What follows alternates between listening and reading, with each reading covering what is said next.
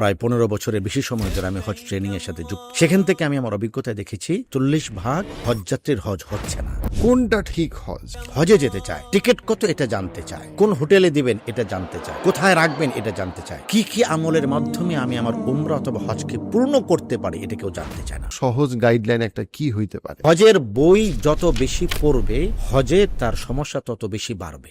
এই কথাটা একটু কঠিন মনে হবে। হজের বই একটা পড়বেন, কারটা যারটা আপনার ভালো লাগে। বই পড়ি তর্ক করার জন্য, আরেকজনকে ঠকানোর জন্য, আরেকজনকে ঠেকানোর জন্য। মুআল্লিম আমার হজ করে দিবে এই মানসিকতা আমাদের অধিকাংশের কোনো অনুভূতি না নিয়ে হজে চলে যাচ্ছে। এই জন্য আমাদের হজ হয়ে যাচ্ছে বিজনেস ট্যুর, যে আমরা কোথায় যাচ্ছি এটা আমরা জানছি না এবং আমরা কি করছি এটা আমি অনুভব করছি না। হজের মধ্যে সবচেয়ে গুরুত্বপূর্ণ আমল হলো তালবিয়া। হজের মধ্যে সবচেয়ে অবহেলিত আমল। আমাদের বাংলাদেশিরা তো এখন আলহামদুলিল্লাহ একটা বড় সংখ্যায় হজে যায় বা উমরাতেও যায়, কিন্তু অনেক সময় তাদের ট্রেনিং এর ঘাটতি থাকে।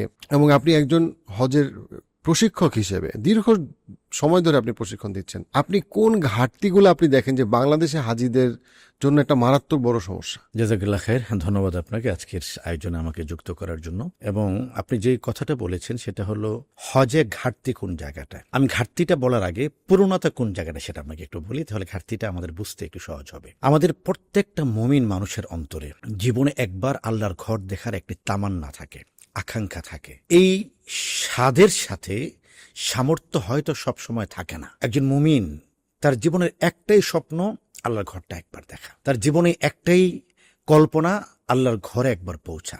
দেখুন আল্লাহ তাআলা আমাদের কেমন ভাবে বানিয়েছেন। আল্লাহকে দেখা যায় না। কেউ যদি বলেন যে আমি আল্লাহকে দেখেছি, তিনি ভুল বলছেন। এটা সম্ভব নয়। এটা ইলমুল গায়েব, অদৃশ্য ইলম। আল্লাহকে দেখার কোনো সুযোগ নেই, কিন্তু আল্লাহর ঘরকে দেখার সুযোগ আছে। আল্লাহকে স্পর্শ করার কোনো সুযোগ নেই, কিন্তু আল্লাহর ঘরকে স্পর্শ করার সুযোগ আছে। আল্লাহর কাছে মাথা রেখে সিজদায় আমরা মাথা রাখি কুদরতি পায়ে, কিন্তু একটা ঘরকে আপনি জড়িয়ে ধরবেন, সেটা আল্লাহর ঘর, এটা হলো কাবাতুল্লাহ। এবং আল্লাহ তাআলা কুরআনুল হাকিমের মধ্যে বলেছেন, বিসমিল্লাহির রহমানির রহিম, ইন্না আউওয়ালা বাইতি উদিআ লিন-নাস লাল্লাযী বিবাক্কাতা মুবারাকা ওয়া হুদাল লিল আলামিন ফিহি আয়াতুন বাইয়িনাত মাকাম ইব্রাহিম ওয়া মান দাখালাহু কানা আমিনা ওয়ালিল্লাহি আলান নাসি হজ্জুল বাইত মান ইসতাতা ইলাইহি সাবিলা। এখানে অনেক লম্বা আয়াত। এখানে কাবার ইতিহাস বর্ণনা করা হয়েছে, পৃথিবীর ইতিহাস বর্ণনা করা হয়েছে, কাবার আকর্ষণীয় জায়গাগুলির কথা বলা হয়েছে। যে আয়াতটিতে আল্লাহ তাআলা মুমিনের পূর্ণতার কথা বলেছেন সেটা হলো ওয়ালিল্লাহ। তুমি যদি ঈমানদার হও, তোমার অন্তরে আমার ঘরে আসার একটা আকাঙ্ক্ষা থাকবে, তামান্না থাকবে। সামর্থ্যের কথাটা আয়াতের শেষাংশে আসছে, ওয়ালিল্লাহি আলান নাসি হজ্জুল বাইত মান ইসতাতা ইলাইহি সাবিলা। যে ব্যক্তির হাতে সামর্থ্য আসবে, অর্থ আসবে এক ঘর থেকে মক্কা পর্যন্ত যাওয়ার, তার জন্য হজ ফরজ। তাহলে যার সামর্থ্য নেই সে কে কাঁদবে না? অবশ্যই কাঁদবে। সে তাহাজ্জুদে কাঁদবে, মোনাজাতে কাঁদবে। আমাদের হৃদয়টা কাবা দেখার জন্য পরিপূর্ণ। এটা হলো ১ নম্বর। ২ নম্বর হলো সামর্থ্যবান ব্যক্তিও জীবনে একবার চায় আমি যেন হজে যেতে পারি। তাহলে আমরা দুটো পূর্ণতা পেলাম। একটা হলো ভালোবাসার পূর্ণতা, একটা হলো তামান্নার পূর্ণতা, আর একটা হলো সামর্থ্যের পূর্ণতা। ২ নম্বর বিষয় হলো ঘাটতি, যেটা আপনি বলছেন। আমি বলবো যে জ্ঞানের ঘাটতি, নলেজের ঘাটতি। নলেজের ঘাটতির কারণেই মানুষজন হজ ট্রেনিং এর ব্যাপারে আগ্রহী নয়, হজে যেতে আগ্রহী। বাংলাদেশে সম্ভবত ১৬০০ এজেন্সি আছে যারা হজের খেদমত করে থাকেন। আমি খেদমতই বলবো, আমি ব্যবসা বলবো না। আমি মনে করি একটা এজেন্সির মূল বিষয় হওয়া দরকার হাজির খেদমত, কিন্তু খেদমতটা হচ্ছে না কেন? কখনো কখনো খেদমতের যে মানসিকতা এটা নিচু পড়ে যায়, এটার উপরে ব্যবসায়িক মানসিকতা চলে আসে। আপনি হজের যত সমস্যা দেখবেন মূল জায়গা এটাই, যে ব্যবসায়িক মানসিকতাটা খেদমতের মানসিকতাকে আড়াল করে দিচ্ছে।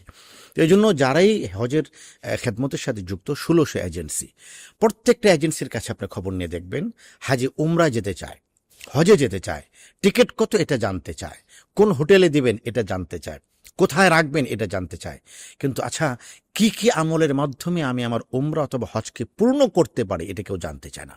কেন জানতে চায় না? আমরা মনে করছি আমরা আসলে জানি। কথাটা ভুল। আমরা আসলে হজে যারা যাচ্ছি আমরা খুব একটা জানি না। হজ কেন্দ্রিক একটা জাতীয় গণমাধ্যমের আয়োজনে একটি টক শো ছিল, সেখানে রাউন্ড টেবিল বৈঠক। আমি আমার অভিজ্ঞতা থেকে বলেছি, প্রায় ১৫ বছরের বেশি সময় ধরে আমি হজ ট্রেনিং এর সাথে যুক্ত। সেখান থেকে আমি আমার অভিজ্ঞতায় দেখেছি ৪০% হজযাত্রীর হজ হচ্ছে না। এটা আমার ব্যক্তিগত অভিজ্ঞতা থেকে। কেন আপনি বলবেন? কারণ হলো আমরা মাসআলা জানছি না। হজ এমন একটা বিষয় যেটা মাসআলা জানতে হবে। কেন? হজ ৩ প্রকার। যারা ৫ বার হজ করেছেন এমন অনেক লোক আছেন যিনি হজ ৩ প্রকার বলতে উনি মনে করেন প্রথম প্রকার হলো ১৫ লক্ষ টাকা, দ্বিতীয় প্রকার হলো ১০ লক্ষ টাকা, তৃতীয় প্রকার হলো 8 লাখ টাকা। আপনাকে যেটা ফান মনে হবে, but it's not fun, it's truth. অনেকে মনে করেন একটা হলো হজ্জে এফরাদ। হজ্জে এফরাদের সাথে হজ্জে তামাত্তু রাত দিন পার্থক্য আছে। একটা হলো হজ্জে কেরান। হজ্জে কেরানের সাথে হজ্জে এফরাদের দিন রাত পার্থক্য আছে। এখন আমি হজে যেতে গেলে আমাকে জানতে হবে যে আমি কোন প্রকার হজ করছি। আরাফার ময়দানে সবাই থাকছেন, এফরাদ যারা করবেন তারাও আরাফায় থাকবেন, কেরান যারা করবেন তারাও আরাফায় থাকবেন, তামাত্তু যারা করবেন তারাও আরাফায় থাকবেন। হজ মানেই শুধু আরাফায় থাকা নয়, হজ মানে হলো হজকে শুরু থেকে আপনার নিয়ত থেকে নিয়ে হজের শেষ পর্যন্ত সমস্ত বিধানগুলি জানা। এই জন্য বিধানগুলি জানার আগ্রহ আমাদের কম, এটা হলো সবচেয়ে বড় ঘাটতি। রসুল করিম সাল্লাল্লাহু আলাইহি ওয়াসাল্লাম একবারই হজ করেছেন। আপনি দেখুন ট্রেনিং এর জায়গাটা কত ইম্পর্টেন্ট। আল্লাহ রসুল হজ করেছেন 10ম হিজরিতে, যেটাকে আমরা বিদায়ী হজ বলে থাকি। হজ কিন্তু ফরজ হয়েছে 1 বছর আগে, 9ম হিজরিতে। সে বছর রসুল করিম সাল্লাল্লাহু আলাইহি ওয়াসাল্লাম হজে আসেননি। তিনি তার অ্যাডভান্স বাহিনী হিসেবে, আমরা আরবিতে বলি মুকদ্দমাতুল জাইশ, অগ্রবর্তী বাহিনী হিসেবে 2 জন মানুষকে পাঠালেন। একজন হযরত আবু বকর, উনি আমিরুল কাফেলার প্রধান আমির তিনি। আরেকজন হযরত আলী রাদিয়াল্লাহু আনহু, তিনি হলেন ঘোষণার দায়িত্বে। আমরা বিভিন্ন অনুষ্ঠান দেখে ঢাকা ঘোষণা হয়, এই ঘোষণা হয়, সেই ঘোষণা হয়। হজের কিছু ঘোষণা হযরত আলী দিলেন। কি দিলেন? মুশরিকরা হজ করতে পারবে না, এটা করা যাবে না, সেটা করা যাবে না, বিভিন্ন প্রকার ঘোষণা নবীজির পক্ষ থেকে হযরত আলী দিলেন। কেন? রসুল আসবেন আগামী বছর 10ম হিজরিতে, নবীজি আসার আগেই যেন হজের সমস্ত বিধানগুলি পরিপূর্ণ হয়। নবীজি এলেন 10ম হিজরিতে। নবীজির সাথে হাজি কতজন?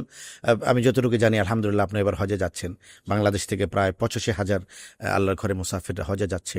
আল্লাহ রসুলের সাথে হজ করেছেন 1.25 লক্ষ সাহাবী, সুবহানাল্লাহ বিহামদি। 1,24,000 অথবা 1,39,000 অথবা 1,44,000, একাধিক রকমের বর্ণনা আসছে। তাদের সবাইকে একজন শিক্ষক হজ শেখাচ্ছেন, তিনি রসুল করিম সাল্লাল্লাহু আলাইহি ওয়াসাল্লাম, মানবতার সবচেয়ে বড় শিক্ষক যিনি, কিন্তু তিনি হজেরও শিক্ষক। 1 লক্ষর বেশি মানুষ নবীজি যেদিকে যাচ্ছেন তারা ছুটছে। নবীজি আরাফায়, তারা আরাফায়। নবীজি মুজদালেফায়, তারা মুজদালেফায়। নবীজি সাফায়, তারা সাফায়। শুধু কি তাই? রাসূলুল্লাহ সাল্লাল্লাহু আলাইহি ওয়াসাল্লাম হজ করছেন, তার মানে হলো সাথে 1.25 লক্ষ সাহাবী, সাথে উৎসুক জনতার ভিড়, একবারের জন্য রসুলকে দেখতে এসেছেন। আল্লাহ রসুল যখন সাফা পাহাড়ে উঠছেন, চিৎকার করে লোকেরা, হুনা মুহাম্মদ, হুনা মুহাম্মদ, ও যে দেখো ইসলামের নবী মুহাম্মদকে দেখা যাচ্ছে সাল্লাল্লাহু আলাইহি ওয়াসাল্লাম। এত শত ভিড়ের মাঝেও নবীজি ক্লান্ত হননি। নবীজি বলেছেন সাফা পাহাড়ের পাদদেশে দাঁড়িয়ে, খুযু আন্নী মানাসিকাকুম, হে আমার প্রিয় সাহাবীরা, আমার কাছ থেকে হজের বিধানকে তোমরা ধারণ করো। রসুল পড়তে বলেননি, লিখতে বলেননি, ধারণ করতে বলেছেন। এই জন্য আমি মনে করি মহতারাম, হজকে মুখস্থ করতে হবে না, কিন্তু জানতে হবে। হজকে শিখতে হবে, খুব সিম্পল কাজ। উমরার ক্ষেত্রে 4টি কাজ, হজের ক্ষেত্রে 9টি কাজ। 9টি শুনলে একটু বেশি মনে হবে, আপনি 9টি বাদ দিন। হজের ক্ষেত্রে 3টি কাজ, মাত্র 3টি ফরজ আপনি মনে রাখুন, আর টিমের সাথে থাকুন, বাকি 6টি ওয়াজিব আদায় হয়ে যাবে। আমাদের প্রধান ঘাটতি হলো আমরা জানতে চাচ্ছি না, করতে চাচ্ছি। তো যখন আপনি না জেনে করতে যাবেন, তখন ভুল হবে স্বাভাবিক। ভুলের মধ্যে 3 ধরনের ভুল আছে। একটা ভুল হলো ফরজের মধ্যে ভুল, ওমরার মধ্যে 2টো ফরজ, হজের মধ্যে 3টে ফরজ। কেউ যদি এই 4টি ভুলের কোনো একটি ভুল করেন, তার হজ হবে না, উমরাও হবে না, হজ হবে না। আল্লাহ না করুক, তাকে আবার নতুন করে হজ করতে হবে। উমরার মধ্যে 2টো ওয়াজিব, হজের মধ্যে 6টি ওয়াজিব। কেউ যদি কোনো একটি ওয়াজিব ছেড়ে দেন, তাকে দম দিতে হবে। দম মানে হলো হারাম এরিয়ার মধ্যে কোনো একটি জন্তু জবাই করা আল্লাহর নামে। আল্লাহ রসুলকে জিজ্ঞেস করা হয়েছে, আইয়ুল আমালি আফদালু, ব্যাখ্যাটা হলো আইয়ুল আমালি আফদালু ফিল হজ, ইয়া রাসূলুল্লাহ, হজের মধ্যে সবচেয়ে গুরুত্বপূর্ণ বিধান কি? রসুল 2টো বাক্য বলেছেন, আল আজ্জু ওয়া সাজ্জু।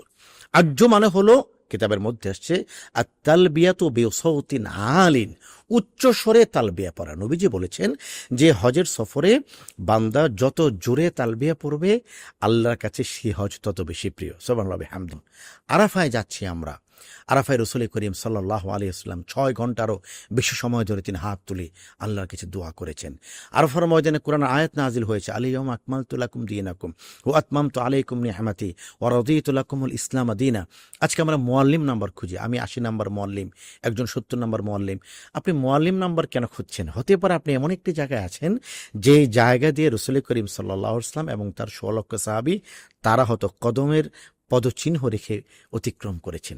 আরাফার ময়দানে আমরা খুঁজি কোথায় জুস পাওয়া যায়, কোথায় ফ্রি খাবার পাওয়া যায়। এই সমস্ত লিকেজগুলি যে হচ্ছে, কি বলে, প্রবলেমগুলি যে হচ্ছে বা ঘাটতিগুলি যে হচ্ছে, আমি মনে করি 2টো বিষয়। 1 নম্বর হলো যে আমরা কোথায় যাচ্ছি এটা আমরা জানছি না এবং আমরা কি করছি এটা আমি অনুভব করছি না।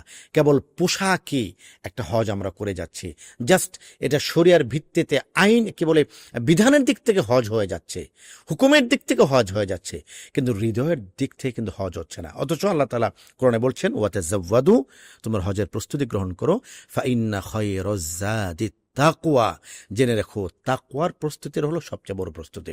এই জন্য আমি মনে করি এবং যে বার্তাটি আমি আপনার মাধ্যমে দিতে চাই, আমরা যারা হজে যাচ্ছি ইনশাআল্লাহ তাআলা অথবা যারা হজে যাব, আমরা যেন হজটা অনুভব করি, হজটা যেন বুঝি এবং নবীজি যেটা বলেছেন খুযু আন্নী মানাসিকাকুম, আমার কাছ থেকে হজকে ধারণ করো, যতক্ষণ পর্যন্ত আমি ধারণ করতে না পারবো ততক্ষণ পর্যন্ত আমার হজ পোশাকি হজ হবে, কলবি হজ হবে না। এই ভিডিও ক্লিপসগুলো যদি আপনি মিস করতে না চান, পার্সপেক্টিভ ক্লিপসে সাবস্ক্রাইব করুন।